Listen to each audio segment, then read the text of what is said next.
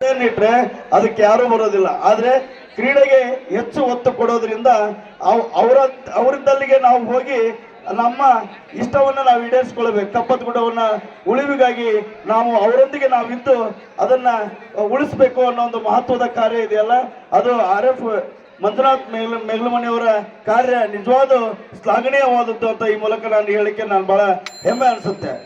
ಕಪ್ಪತ್ ಗುಡ್ಡ ನಾವೆಲ್ಲ ಬಿಳಿಗಿನ ರಂಗನತಿಟ್ಟು ಅಂತ ನೋಡ್ತೀವಿ, ಕರಾವಳಿ ಪ್ರದೇಶ ಆ ಕಡೆ ಎಲ್ಲ ದೊಡ್ಡ ದೊಡ್ಡ ಬೆಟ್ಟಗಳ ಹೆಸರುಗಳನ್ನ ನಾವೆಲ್ಲ ಹೇಳ್ತೀವಿ. ಆದ್ರೆ ಆ ಎಲ್ಲಾ ಸಾಲುಗಳ ಬೆಟ್ಟಕ್ಕಿಂತ ನಮ್ಮ ಕಪ್ಪತ್ತ ಗುಡ್ಡದ ಬೆಟ್ಟ ಯಾವುದಕ್ಕೂ ಕಡಿಮೆ ಇಲ್ಲ ಅನ್ನೋ ಹಾಗೆ ನಮ್ಮ ಮಧ್ಯೆ ಬಹಳ ಬೃಹತ್ತಾಕಾರವಾಗಿ ನಮ್ಮ ಮಧ್ಯೆ ಕಪ್ಪತ್ ಗುಡ್ಡ ಇವತ್ತು ತಲೆ ಎತ್ತಿ ನಿಂತಿದೆ. ಉತ್ತರ ದಿಕ್ಕಿನಲ್ಲಿ ನಮ್ಮ ಬಿಂಕದ ಕಟ್ಟಿಂದ ಹಿಡಿದು ದಕ್ಷಿಣ ದಿಕ್ಕಿನಲ್ಲಿ ಇರ್ತಕ್ಕಂಥ ತುಂಗಭದ್ರಾ ನದಿವರೆಗೂ ಇದು ಕಪ್ಪತ್ ಗುಡ್ಡ ವಿಸ್ತರಣೆ ಆಗಿದೆ. ಕಪ್ಪತ್ ಗುಡ್ಡದ ವಿಸ್ತರಣೆ ಆಗಿದೆ.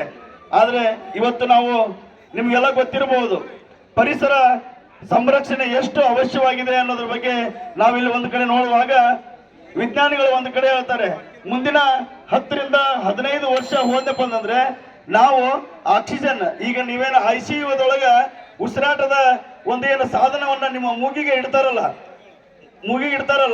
ಆ ರೀತಿ ನಾವು ಅಡ್ಡಾಡಬೇಕಾದ್ರೆ ಅದನ್ನ ಹೆಗಲಿಗೆ ಹಾಕೊಂಡು ಉಸಿರಾಟವನ್ನು ತೆಗೆದುಕೊಳ್ಳುವಂತ ಪರಿಸ್ಥಿತಿ ನಮಗೆ ಬರುತ್ತೆ.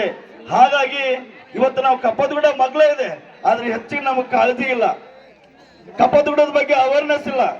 ನಮ್ಮ ಗದಗ ಜಿಲ್ಲೆಯಲ್ಲಿ ಅನೇಕ ಸಂಗೀತಗಾರರು, ಕಲಾವಿದರು, ಸಾಹಿತ್ಯ ಆರಾಧಕರು ಅವರೆಲ್ಲರೂ ತಮ್ಮ ತಮ್ಮ ಸಾಹಿತ್ಯದ ಧ್ವನಿಯ ಮುಖಾಂತರವಾಗಿ, ಹಾಡುಗಳ ಮುಖಾಂತರವಾಗಿ ಕಪ್ಪತ್ ಗುಡ್ಡ ಉಳಿವಿಗಾಗಿ ಅವರೆಲ್ಲ ಹೋರಾಡ್ತಾ ಇದ್ದಾರೆ. ನಾವೇನ್ ಮಾಡ್ತಾ ಇದೀವಿ ಅಂದ್ರೆ ಅಲ್ಲಿ ಕಪ್ಪತ್ ಗುಡ್ಡವನ್ನ ನಮ್ಮ ಕುರಿಗಾಯಿಗಳಲ್ಲಿ ನಾನು ಒಂದು ವಿನಂತಿಯನ್ನ ಮಾಡ್ಕೊತೀನಿ, ಕಪ್ಪತ್ ಗುಡ್ಡಕ್ಕ ಏನಾದ್ರೂ ಬೆಂಕಿ ಹತ್ತಿದ್ರೆ, ಅಲ್ಲಿ ಏನಾದ್ರೂ ಕಡ್ಗಿಚ್ಚಕ್ಕ ಇದಾದ್ರೆ ನಿಮ್ಮ ಕೈಲಾದಷ್ಟು ಪ್ರಯತ್ನವನ್ನ ನೀವು ಮಾಡಿದ್ರೆ ಅದು ನಿಮ್ಮ ತಾಯಿಯ ಋಣವನ್ನ ತೀರಿಸ್ದಂಗೆ.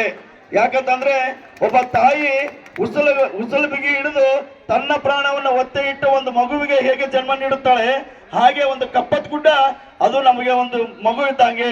ಅದು ನಮಗೆ ಉಸಿರಾಟದ ಒಂದು ನಮಗೇನಂದ್ರೆ ಆಕ್ಸಿಜನ್ ನಮಗೆ ಕೊಡುತ್ತ. ಅದನ್ನ ನಾವೆಲ್ಲ ಗಮನ ಇಟ್ಕೊಂಡು ಇಲ್ಲಿ ಕೇಳಬೇಕು.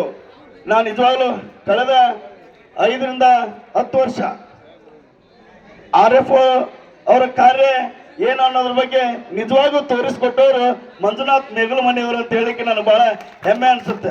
ಯಾಕಂದ್ರೆ ಇಂದಿನ ಅಧಿಕಾರಿಗಳಲ್ಲಿ ನಾವೆಲ್ಲ ನೋಡ್ತಾ ಇದೀವಿ, ನಮಗೇನಪ್ಪ ಬೆಳಿಗ್ಗೆ 7 ಗಂಟೆಗೆ ಹೋಗ್ಬಿಡೋದು, 5:30 6 ಗಂಟೆಗೆ ನಾವು ಬಂದು ನಮ್ಮ ಕಾರ್ಯ ಮುಗಿತಲ್ಲ, ನಮ್ಮ ಪೇಮೆಂಟ್ ಬರುತ್ತೆ, ನಾವು ಆರಾಮ್ ಜೀವನ ಸಾಗಿಸ್ಬೋದು, ನಮ್ಗೆ ಯಾಕೆ ಬೇಕಾಗೈತೆ ಅಂತ ಕೈ ಕಟ್ಕೊಂಡು ಕೂತ್ಕೊಂತ ಎಷ್ಟೋ ಅಧಿಕಾರಿಗಳ ಮಧ್ಯೆ ಇಂಥ ಒಬ್ಬ ಕ್ರಿಯಾಶೀಲ ಅಧಿಕಾರಿಗಳು ನಮ್ಮ ಮಧ್ಯೆ ಇವತ್ತು ಇದ್ದಾರೆ ಅಂತಂದ್ರೆ ನಾವು ನೀವು ಕೂಡಿ ಅವರಿಗೆ ಹೆಚ್ಚಿನ ಸಪೋರ್ಟ್ ಅನ್ನು ಕೊಡ್ಬೇಕಾದದ್ದು ನಮ್ಮ ಕರ್ತವ್ಯ.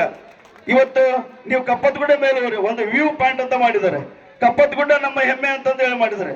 ಗಾಳಿಗುಂಡಿ ಬಸವೇಶ್ವರ ಗುಡಿಯಿಂದ ಹಿಡ್ಕೊಂಡು ಅಲ್ಲೆಲ್ಲ ಎಷ್ಟು ಮನರಂಜನವಾಗಿ ಆಕರ್ಷಣವಾದಂತಹ ತಾಣವನ್ನ ನಮ್ಮ ಕಪ್ಪತ್ ಗುಡ್ಡದಲ್ಲಿ ಅವರು ಮಾಡಿದ್ದಾರೆ. ಅನೇಕ ಸಲ ನಮ್ಮ ಯುವಕರೆಲ್ಲ